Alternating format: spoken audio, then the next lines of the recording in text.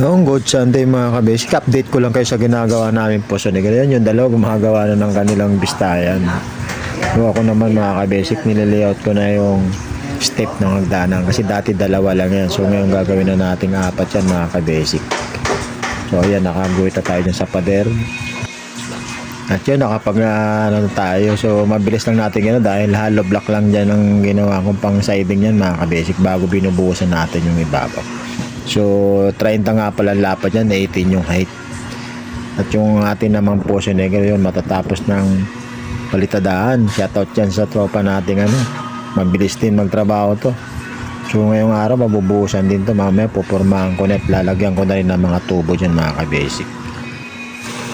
At yun nga, nahanda ko na kabasic yung mga isasalpak. Yan, pinuputol ko na muna bago ko i-fix yan mga kabasic.